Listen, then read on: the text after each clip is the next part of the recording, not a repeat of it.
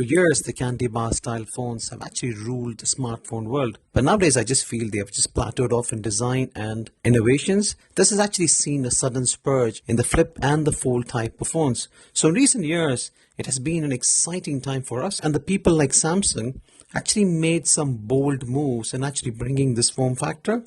But recently, Samsung has become absolutely lazy in bringing more innovations in the segment, which has actually resulted in other brands catching up and even going past Samsung in bringing something new to the segment. Like players like Oppo Find N2 Flip or even Huawei Flip, they actually made some amazing flip phones. However, today we have another player who's actually shaken up the market. It's none other than our very old brand, Motorola, who's actually come back to life. How? Let's find out.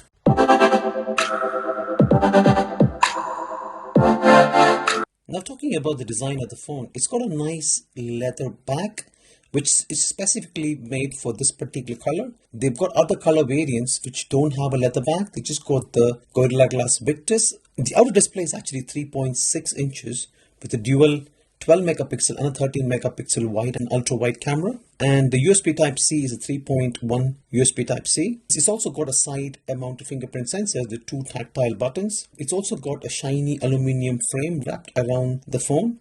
And it's also got a shiny stainless steel slim hinge, which is actually pretty good. As far as the outer display is concerned, the outer screen is an AMOLED screen with 144 Hz refresh rate with a peak brightness of 1100 nits. And it's also got a lovely functional front screen, which I really like, which I'm going to talk to you about that later in this video. And when you open it up, you're greeted with a nice bigger 6.9 inch of LTPO AMOLED screen, which is actually very sharp and very bright.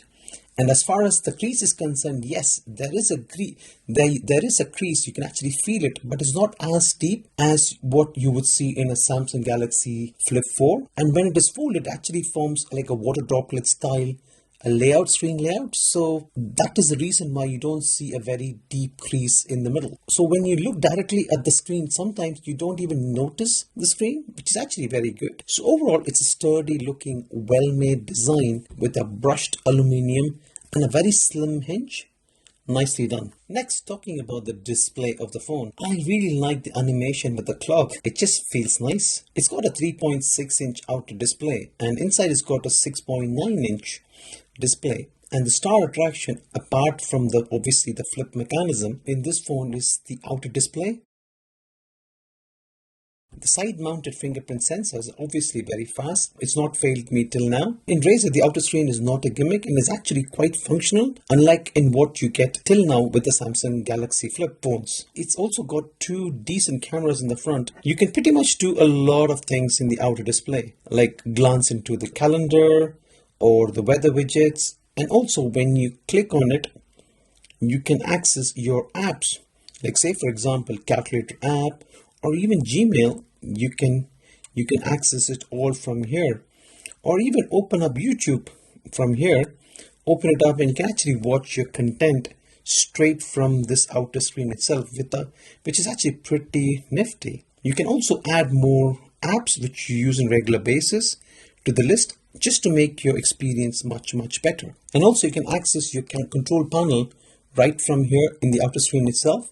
And you can also control the brightness level, whether going all the way down or all the way up. You can also control it from here. And when you open up the phone, you are actually greeted with the big 6.9 inch of LTPO AMOLED screen, which actually just makes you feel like you're holding a typical candy bar style phone. And as far as the processor is concerned, it's actually got a Snapdragon 8 plus 1 Gen processor with 165 Hz refresh rate. But obviously the 165 Hz refresh rate is only activated when you actually play games.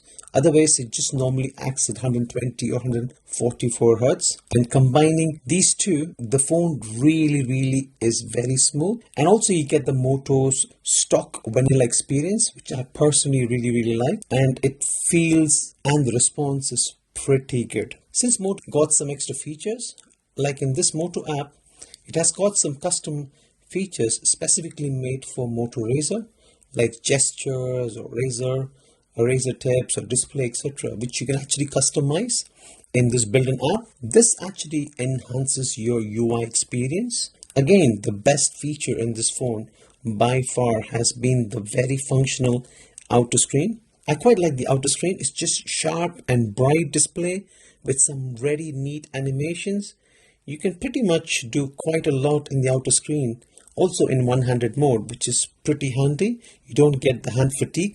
Or if you're just bored or you want to play some casual games, you can actually use the outer screen to play in your spare time, and which is actually pretty good, I would say. As far as the speakers go, it's got a bottom firing stereo speakers, which are not the best, but it sounds a bit decent. Here is a sample to see its audio quality.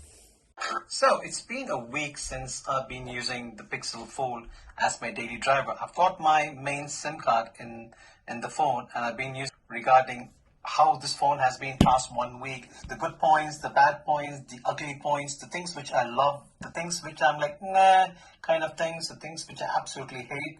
I've actually seen quite a lot of slack for this particular phone. Next, talking about the camera, it's actually got dual camera, which is a 12 megapixel main lens and a 13 megapixel of wide angle lens in the front, and one selfie camera, which is a 32 megapixel camera. And it's also got a very good autofocus recognition between the subject and the non-subject. Here are some of the photo samples taken from this phone.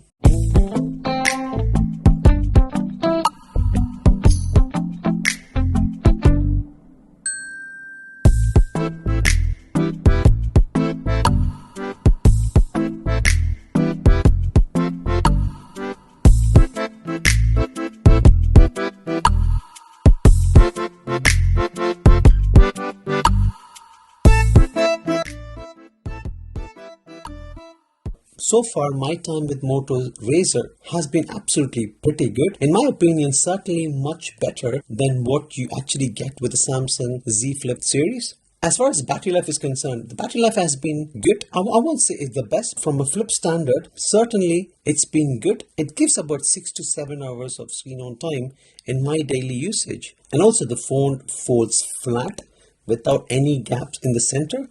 However, the hinge does not open or close in any angle, as you can see from this one, which is kind of annoying because this is where Samsung Z Flip has been very good, because it actually opens and closes at any given angle. That said, I really like the phone, especially the functional front screen, where you can pretty much do most of the things. And also one-handed operation is quite easy in this one. So if you are in the market for a new flip phone, I would say this ticks most boxes and should seriously be considered due to its functional and the stock Android vibes. If you like my video, please do like, comment and subscribe. It means a lot to me. And until next time, take care and stay safe. Thank you. Bye.